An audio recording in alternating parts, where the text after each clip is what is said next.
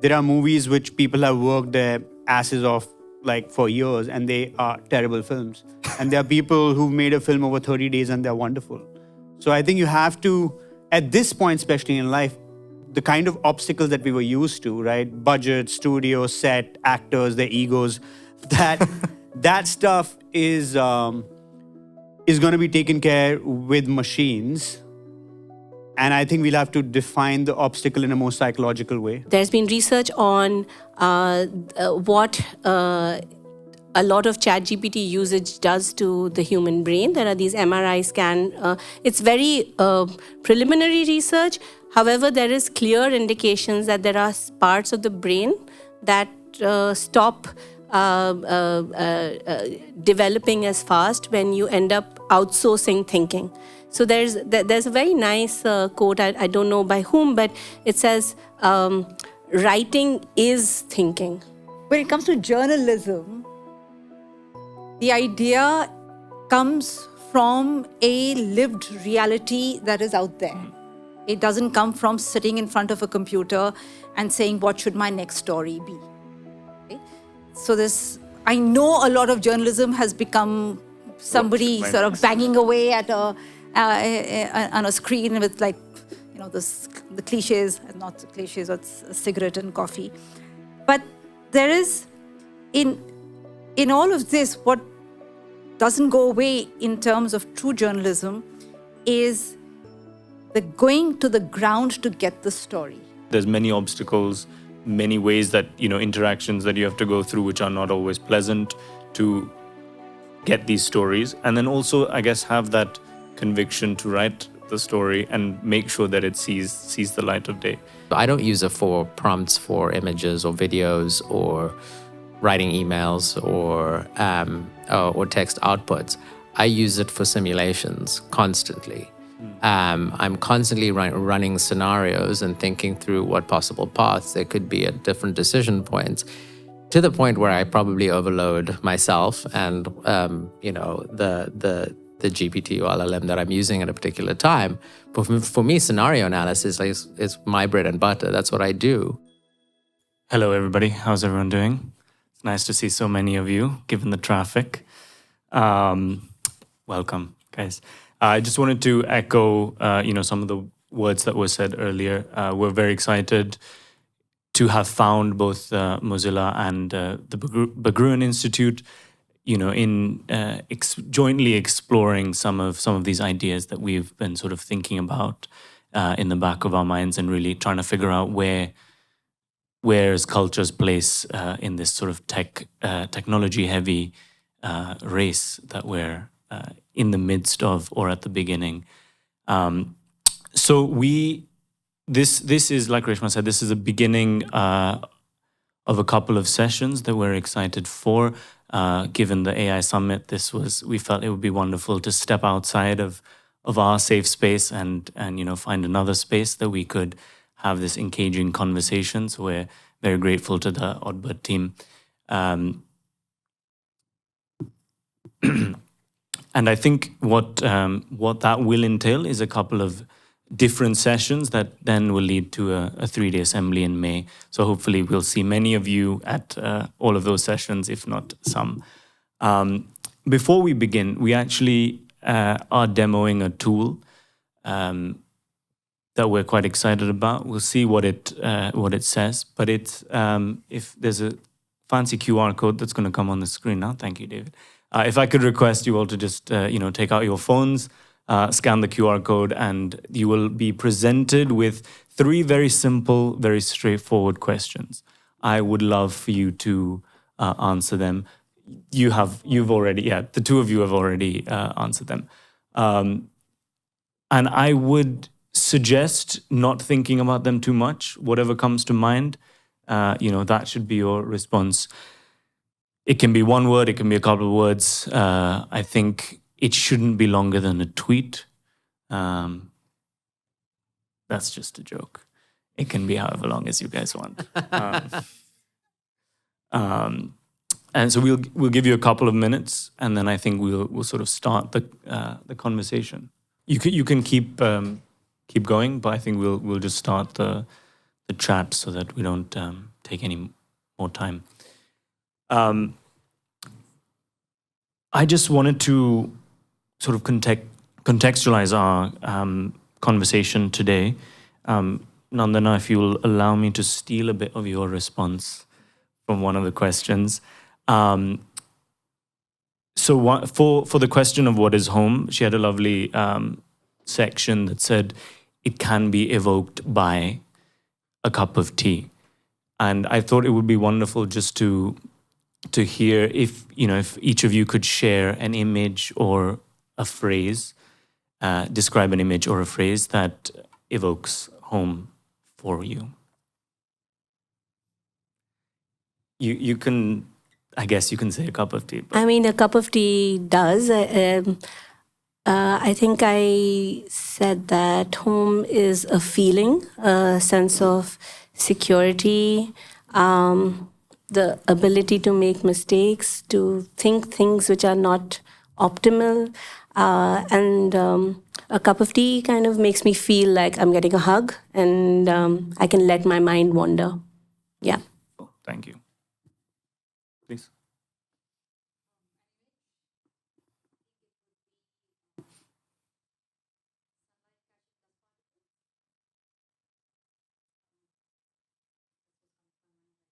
Lovely. Ziyaad, Shakun, any? It's my dog.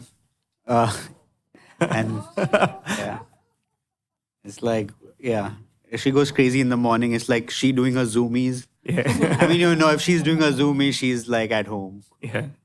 Nice. I'm definitely the cat person.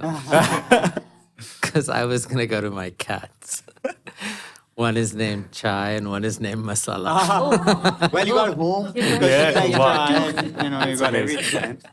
But I actually have a more abstract answer to that, which when you were talking now, I was thinking of the home is a feeling of belonging. And that got me thinking about the question of ownership, right? And I almost feel like what it sparked for me was that ownership is a concept that actually precedes the idea of home. Not in the sense that we've turned it into an economic form, but the feeling of owning something that's not necessarily economic feeling. There's just something that's preconceptual there. So it was just a spark that I got from what you were saying. No, that's actually wonderful, and I think very relevant. I think something that's quite interesting in both of those responses. I think that there's sort of that journey of expressing, trying, taking that leap of faith that I want to do this thing, don't know how it'll turn out. Let me try it anyway, get feedback. Some sort of friction, right? And I just wanted to know from all of you how you've seen that, the idea of ownership or the idea of process, and how you get to the so-called endpoint, whether it's publishing something, a study, or a piece of film. Do you still feel that having that friction is good, is necessary? How do we continue that, given how easy it is now to make a film without the friction, to write an email without the friction? Yeah, I think when I first started playing with AI video generation stuff, and the stuff that would have taken me weeks took me minutes. And then you wonder if you are an artist anymore and what's your place. Because I think it's also you believe that unless I haven't bled for it, does it really have meaning? And if it's not hard, then is it still meaningful, right? Yeah. So I think, and is it yours? I think it's a bit of a switch, though. Mm-hmm. I think filmmaking, if you just, I can only talk about filmmaking, not other aspects, but I think if you look at filmmaking, overall it has gotten easier from this time it started, right? There were cameras that were so big that you could not move. Then the cranes came in, Steadicam came in, moving camera became easier. Then digital came in, then everyone's like, oh, digital is not real, right? Then iPhone came in till the time Sean Baker made a film that won the Oscar on the iPhone. So you could say it did get easier over the time, but never as easy as this. But having said that, this also is the cheapest failure has ever been in filmmaking. So that gives an 18-year-old a chance to tell a story, and it also gives you a chance to be lazy. So I guess it's what you do with it, what you do with the ease. Like, do you now go further to really express yourself and be more imaginative? Or do you like, oh, I can do the same thing sitting at home? And I think that makes me think that it's not always the struggle that makes it meaningful, it's the intention. Intention meeting with discipline is what really makes something, I guess, art is a big word, but intention meeting discipline can make something meaningful. And if it connects to somebody, it can still be very meaningful. It doesn't matter if it came from a easy place or a hard place, right? I think I can tell you from my experience, there are movies which people have worked their asses off like for years, and they are terrible films. And there are people who've made a film over 30 days and they're wonderful. So I think you have to, at this point, especially in life, the kind of obstacles that we were used to, right? Budget, studio, set, actors, their egos, that stuff is going to be taken care with machines. And I think we'll have to define the obstacle in a more psychological way and define it from a place of like, what do you settle for? Yeah. And that. But, everything I say right now is me still trying to figure it out. So I don't think I have a definite answer for anything. I can just tell you where I am today, having played with it for a year. Sure. I mean, it's going to be an ever-evolving landscape, and hopefully one that we, will learn how to navigate more and more, exactly like you're saying. Nandana, do you have any? I think, so you're looking at it from the perspective of a creator, but there's also an entire ecosystem, right? What the latest research, the economic research, some of the predictions that are being made is that AI is not going to reduce economic wealth. Economic wealth is going to increase. It's just the concentration of power, who's going to get the wealth, is going to shift towards the owners of technology. Labor shares of income are going to fall. So if I take that analogy and I put it to my area, which is research, which kind of is like filmmaking. I have to think of a premise. I have a question. I have to hire people. Any creative pursuit where I don't know what the final product will look like, right? Or I consider filmmaking. As an economist, I can do that. I can think of owners of capital and labor and machines and things like that.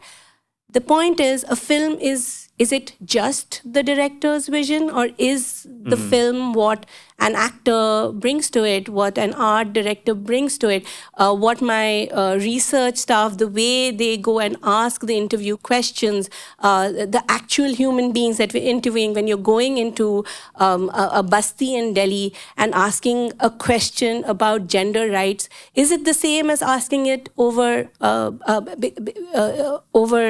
digital medium? I think there's no doubt things are easier, and there's no doubt we'll be producing more. There is some work that's showing that AI is leading to ever greater production of scientific papers and knowledge, but the kind of questions being asked is getting limited. I think it's looking at it from a systemic lens versus an individual's lens, and for every individual, things might get easier, but for the system as a whole, I have grave concerns. Because I am worried about the voice of the person who has less power, both economically and creatively. I mean, I think you touched on a wonderful point about the questions being asked, and that makes me think, Ritu, with your work at the Quint and just how important it is to share these stories of, individuals, communities that perhaps are not getting as much light, and stories that are being suppressed. What have you seen as the question askers, so to speak? How is the paradigm holding true? How is it changing? How is it already, being impacted? I'm just going to take from what Shakun said. I think Shakun, or the way I understood it, focused a lot on the process of creating the film, in his case. But then before that is the idea. And how does the idea happen, or how does what is the origin of thought that we've been reading everywhere? When it comes to journalism, the idea comes from a lived reality that is out there. It doesn't come from sitting in front of a computer and saying, what should my next story be? Right? So I know a lot of journalism has become somebody sort of banging away at on a screen with the cliches, not cliches, it's a cigarette and coffee. But there is, in all of this, what doesn't go away in terms of true journalism is the going to the ground to get the story. With everything that happens, I don't know, and I may be completely wrong, because from everything that we were discussing before, that robots are going to come and do scary things. But there will always be that human connect which gets you the story. AI will never be able to do that eye contact. AI will never be able to do that human touch. AI will not be able to share that meal. And believe me, getting a story from the ground involves all of this. Of course. And the story from the ground is not always, and very often, definitely not an existing data fed in by somebody who came and did the work before you. You're actually on the ground, and there is a story unfolding in front of you. What you use technology and AI to do is to then interpolate and make and find the other patterns in terms of data. If let's say it's a story about a communal riot, there will be data on this, the conflict in the area, the gender aspect of the communalism. There will be, what is the various impact of, what is the law and order. There'll be all the stories that you come and you add to that. But the core story or the core idea, so I'm just making the distinction between the core thought or the idea of which could be a film, and then there's sort of process, which is much easier, which is accessible, which is more democratized. Anyone can be a creator. I needn't have crores of rupees to make a film. But I think the challenge that I see two challenges in the current environment, especially when using technology and AI, is how do you watch out for your own bias in a time of, as we know it right now, is autocomplete and, echo chambers and filter bubbles and confirmation bias. But and the other is, how will journalism survive? Because to go out on the ground, to get that story, you need funds to do that.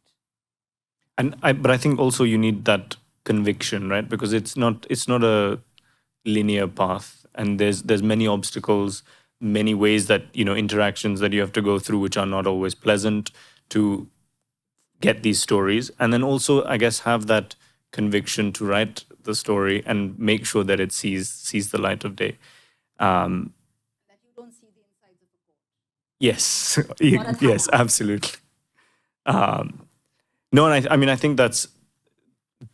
I think we'll come to that, as the conversation progresses, because I think that there's so many aspects in the process of doing the work that you all do that AI seems to say or suggest that it will be easier, simpler, and more straightforward. So I was wondering, Ziyaad, if you can, just talk to some of the work that Mozilla is doing, because they have been very steadfast in its stance, of course, of open source technology, but also of ensuring that it's not held, like Nandana was saying, with a few people. So just if you can, add to how that impacts.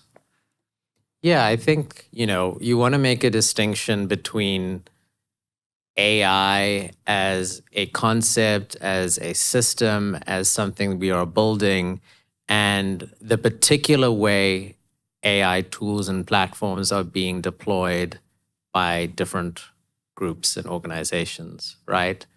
And in the latter case, ideas and default designs that are harmful towards end users are nothing new, right? We know that, for example, if you use, and we were discussing this, if you use OpenAI's ChatGPT, it's sycophantic. How is that different from deceptive designs or harmful practices in designing interfaces that create addictive behaviors, right? These things are not new. They're being deployed in particular ways by organizations within systems that are distinct from, but in this case related to what we conceive of as AI. And so friction has come up quite a lot, right? Because friction is that moment where you stop and you take a break and you actually think. It is the basis of critical thought. It gives you pause. And so a lot of new technology design by, I would say, harmful players is designed to get you to stop thinking, to do that micro transaction, right?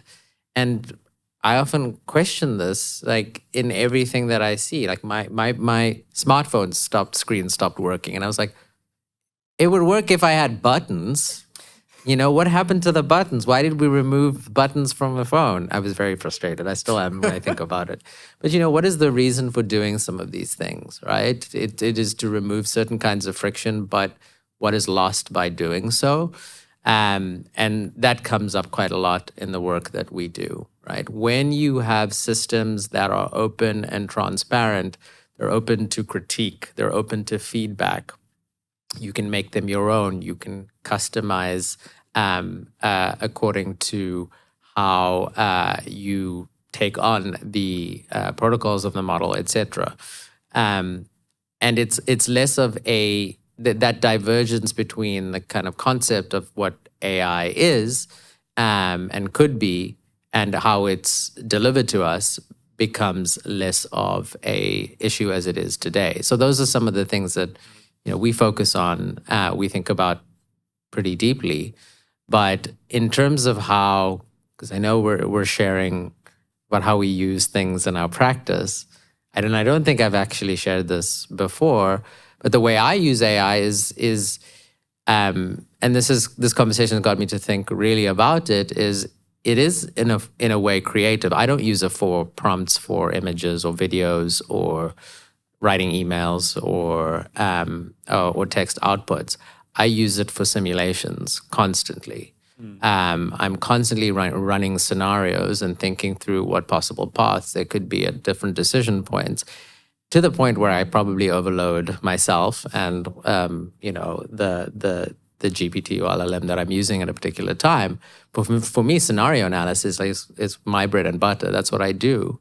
And it's not so different from imagining unreal or not yet possible futures, right?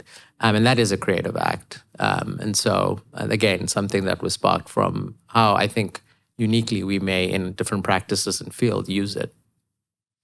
Thank you. I think just adding to your point about imagination, right? There's so many choices that we look at, and I think as the muscle that is your brain and critical thinking is sort of used, developed, we're sort of making these choices subconsciously a lot of times, and so I think one of the things that we will be analyzing, which I think David, if you can put up on there, from everyone's responses, is this idea of choice. Right. And as simply as if you just go up for a second. Yeah. So, if we just look at the simplest form of a comparison, right? What's fascinating is that the human responses.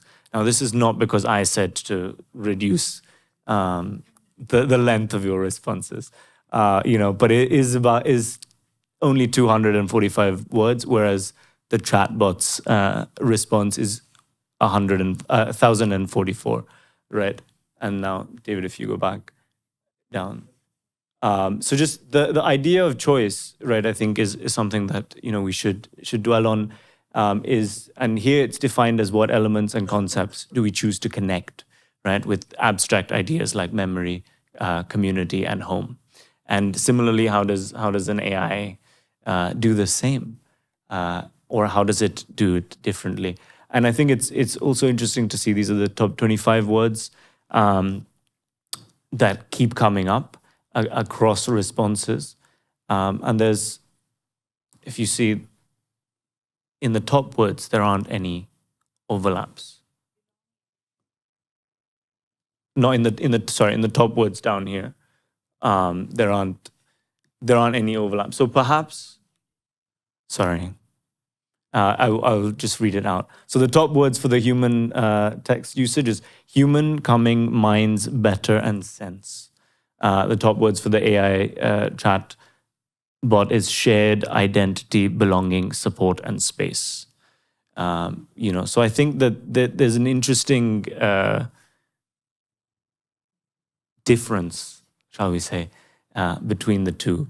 And I think, I just wanted to, Shakun, thinking of choice, right?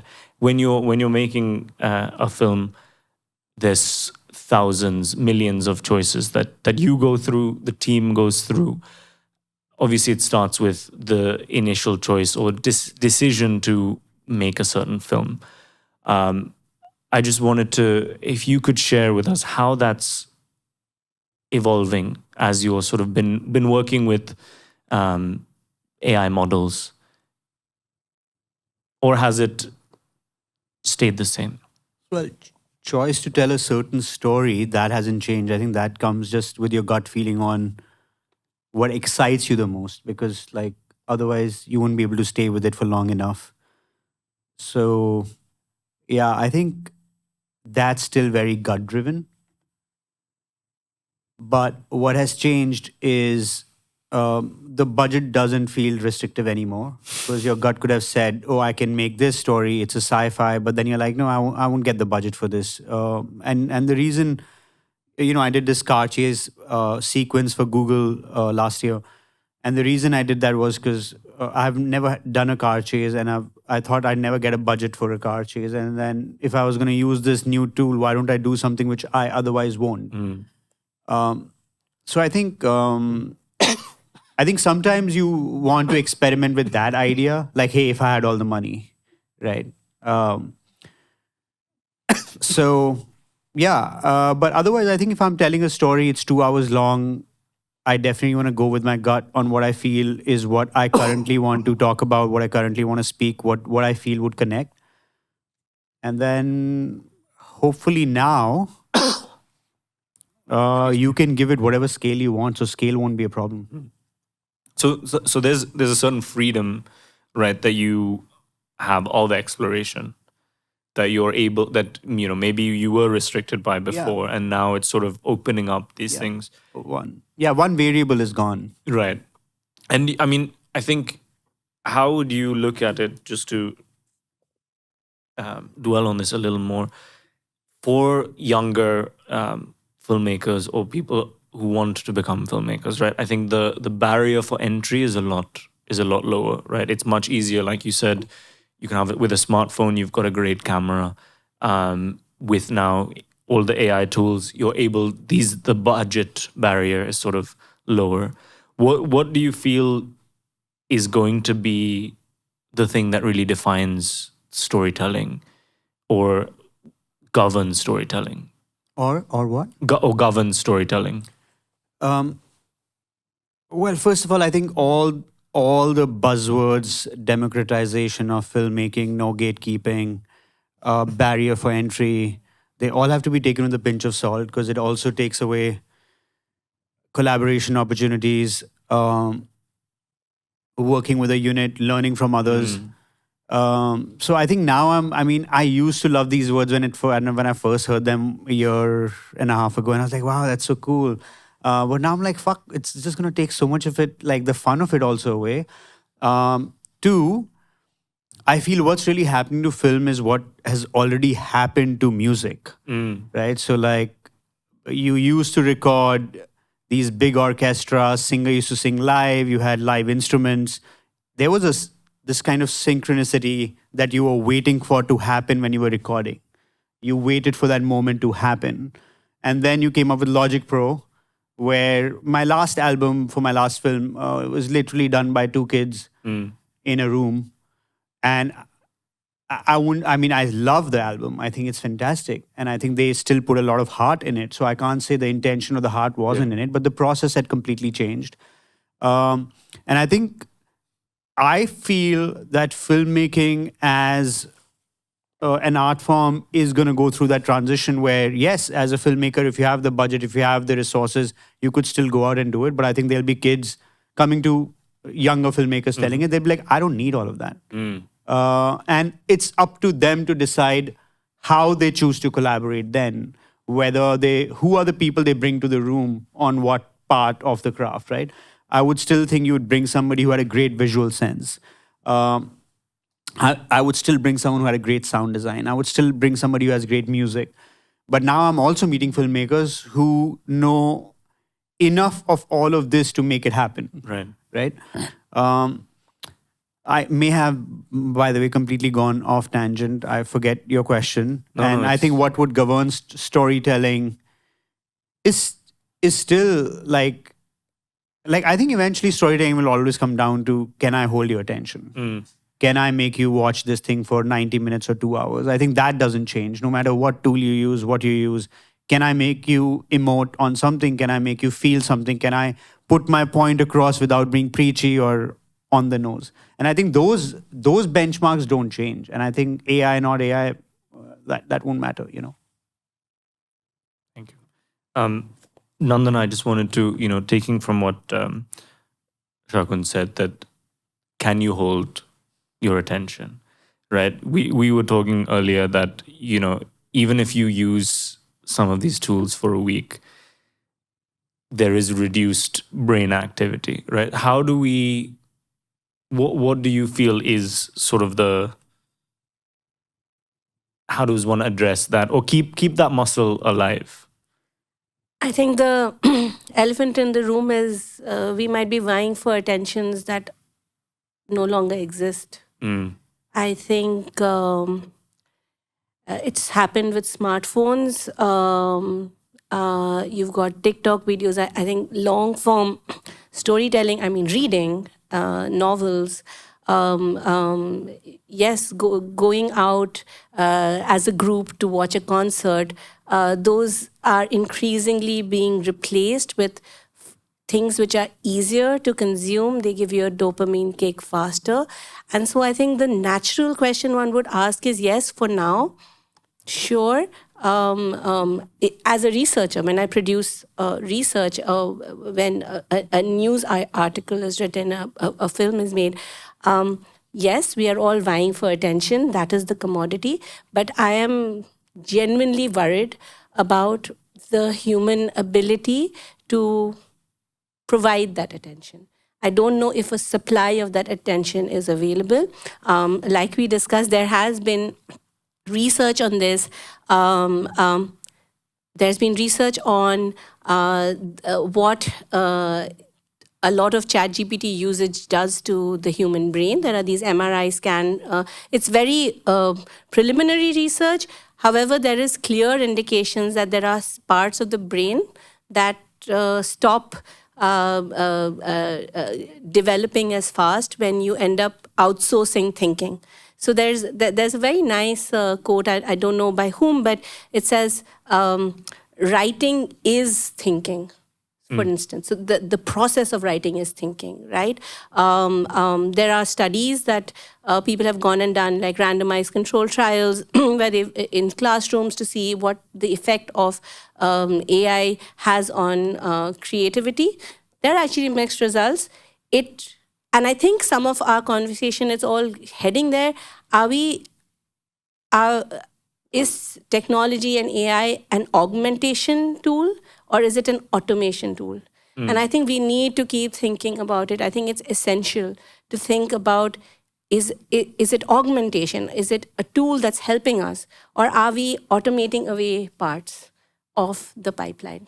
And my very genuine fear is in the long run, if we are not careful about it, I believe this is a policy issue. I believe governments need to step in at the level of education as well. Thinking is critical to being a human. Some of these technologies, the way they're designed, are actually trying to do away with thinking and getting you addicted. If we need to protect humanity, I think there needs to be a bit of a policy response. Not sure what that would look like at the moment, but at least we need more and more people asking those questions. We're all a little overexcited. I think the summit as well. Very little about the dangers, a lot of enthusiasm. Enthusiasm is great, but we don't want to be the tree being enthusiastic about the axe. So, yeah. Yeah, I mean, I think your distinction between augmentation and automation is really vital, because perhaps it's suggesting that it's both right now, and maybe we have to be the ones to discern what needs to be automated and what requires augmentation, and not the other way around, right? Because perhaps some of the things that we do need to go through and come out on the other side are the things that are being automated, right? So that we sort of skip. I think everyone's been at the end of a conversation where someone said to them that there are no shortcuts, right? And it seems like we are continuously searching for this golden shortcut that will put us at the end. We will have reached happiness. We will have reached fulfillment. We will have reached, home, I guess. Ritu, I just wanted to ask you similarly. There's in journalism, I feel it has so much of a responsibility in perhaps also sharing this distinction. Do you feel that the choices are changing in terms of this, like you were saying earlier, the stories that people pursue? Or do you still feel that, it's the traditional process that worked and is the one that is taught continues on? That the different kinds of journalism. Let's say that what AI and technology has done is it has really enabled investigations into data. You're able to, and sometimes time is of the essence in journalism, right? If let's take the example of SIR. If you're not being able to put the stories out now before the state elections, before, where you want people to be aware of their rights as voters, aware of processes as voters, and let's say a lot of data goes in, and if we were to do it in a purely human way, we would have possibly not been able to, A, do the stories soon enough, B, perhaps not discover the patterns that AI is able to mathematically sort of identify and do through its permutations and combinations. But all of that, I think, is, to her point, is automation and not necessarily augmentation. Right. I think one of the things that I might be a little old world on this, but one of the things that I find is, in the good old days, to hark back to the mythical golden past, when you enter a newsroom, one of the first few things that you did was perhaps transcribe a senior's, an interview that a senior had done, or bites that a senior had gone and gotten, or you sat and transcribed a senior sort of dictated their thoughts to you when you sat and wrote it out, so that there was, you put together notes that the senior journalist could then make sense of. In that process, there were stages of imbibing, learning, understanding the ethics of journalism, which I don't think can be taught in a school at all. I think it's, and to accompany, now what happens is, because there is tech tools and AI to do the transcriptions, to do a lot of the, what could be called the grunge work, the process of learning is not the annoying friction of being able to get a chance to go out and do your story and be the star. That's gone away. Yeah. So you can today land up in a newsroom and go out and do a story. But what I find is that because you haven't gone through the stages of learning, you're sometimes doing a version of a quick Instagram story, because you think you're catering to an audience that will only have patience for that much of a story. And I think that is actually very detrimental to the whole cause of journalism and being the fourth pillar and, being the cornerstone of democratic processes. So that, I think that is, but having said that, even at the Quint, one of the innovations that I push the teams to do is personalization of format, because I realized that all that wonderful writing that was being done wasn't being read. So now you can go to the Quint and you can say, okay, I want to consume the story only in bullet points, or I want to only read the summary, or I want to see it in the form, coming soon, see it in the form of a Instagram carousel. Because at least in this time of the world going crazy and this country going through all that it's going through, at least let's get the core of that story across, as against not get that story across at all. No, I mean, I think that's, that's so much of how knowledge is transferred, right? Like similarly, I mean, you were mentioning the transcriptions reminded me of when I used to work at a magazine, and it was a painful time to keep rewinding and playing those audio tracks. But it teaches you so much, right, of how someone has put themselves or their lives into this work, and that idea of committing to a practice or a life is. Sorry to butt in. I'm just saying that one of the learnings that I had very early is when I was transcribing a senior's interview, is seeing how the senior framed and built their questions to be able to get the story out. If I hadn't done that, I mean, that's part of the learning that happened. Yeah, no, absolutely. But also, I think in creating a level of comfort as well to to have that honest response, which is something that we see also in journalism today, in cultural journalism. Is very interesting when we share a response of why we're doing a residency or why we're doing a project, and then we see how it comes out in the newspaper. Is a wonderfully different perspective. I think on that note, I'd just love to share the second sort of analysis point, which is looking at sentiment.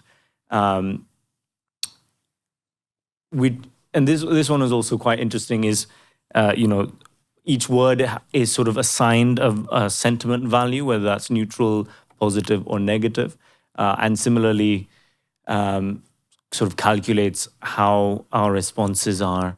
What's interesting is, or what's nice to see at least, is that both the chatbot and the human responses seem to be leaning positively towards ideas of memory, community, and home. Yeah, David, will you just go down a bit? Sorry. I think that's, yeah, thank you. Ziyaad, I think it would be wonderful just to, the idea of building technology, and going off what Ritu was saying, that, there was a process,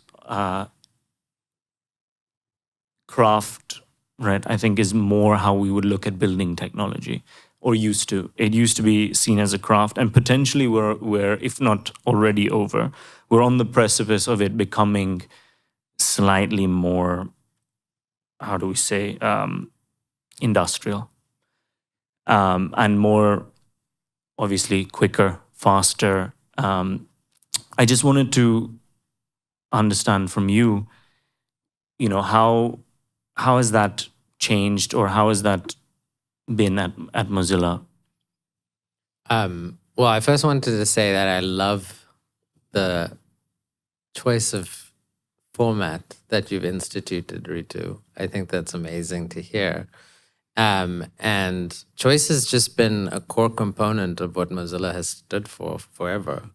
I mean, we brought Kushamlani, our head of antitrust, into the room. He can talk about choice like, he's the expert in it. At that macro scale, it means that users, consumers, people have the ability to choose their own adventure in life, right? Choose the thing that fulfills them. Because when you are, and you don't need to have malicious intent to end up in this stage. You need to have just misaligned incentives, right? When you're optimizing and you're building technologies, it's just messy. As soon as you get to large scale deployments, things become messier and messier. And when you're optimizing, often the simplest path forward is to reduce your option space and reduce the complexity. And so with that comes the reduced space for your end user to make meaningful choices. I'm sure that what you've created took a lot of intention, takes a lot of time. It would be simpler just to offer one format, right? But not going that path is an intentional design choice, and it's messier, it's trickier. The default often, therefore, in an optimized kind of way of building, where you want to build tech at scale, is to reduce choice. And that's something that we've seen. That's why we see, especially in the US, the consolidation of power, the consolidation of industry around technology, because not only are you seeing a reduced option set for end users, but that creates the kind of walled garden effect. It creates the infrastructure capture effect, vertical integration, etc., because you're kind of just amassing a closed, almost black box of technological resource that you're continually optimizing over. So if optimization becomes your strategy for how you conduct yourself in the world and how you build tech, you are going to want to reduce that option space. And so when we think about at its core what open source is really about, it is messy, right? You're actually inviting and asking your community to be able to say, hey, I'm now involved. I'm going to take this piece and that piece and remix it and deploy it. And that is a very messy space to be in, but it's one filled with choices, right? And so it's a different way of doing things. It's I would say, probably a more difficult way of doing things, but it's one that encourages, in my mind, community and individual human flourishing much more so. I just wanted to, I referred earlier to how do you find the funding to do the ground reports? Because what has happened with tech and AI is that there is a blurring and blending of who owned a certain story. Because now everything gets thrown up in one AI summary, which sometimes has attributions, but who, in the attention economy issue, who is clicking through and reading that? The whole economic foundation of journalism of the last 10, 12 years is not reader revenue, because there is a sense of entitlement that, anything that's on the internet should be free and available to me, not aware that the Googles are actually making a lot of money off you when you're really being exploited. It's not really free.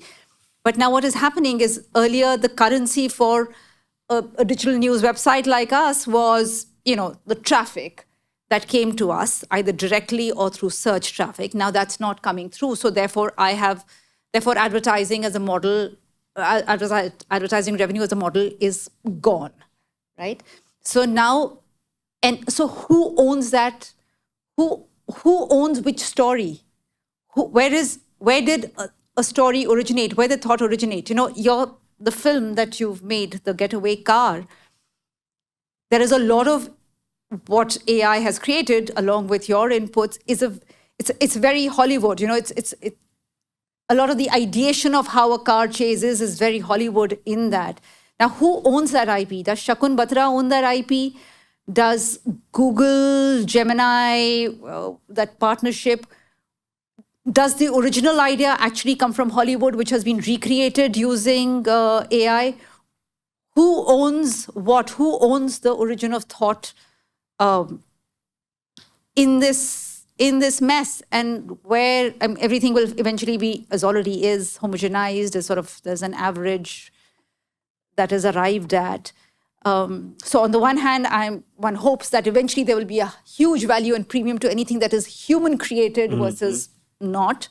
But in the process, how many people will just fall off the bandwagon, will just die, will have to go back and become factory workers because they can't be creative or because their IP is not acknowledged? Yeah, it's a scary prospect.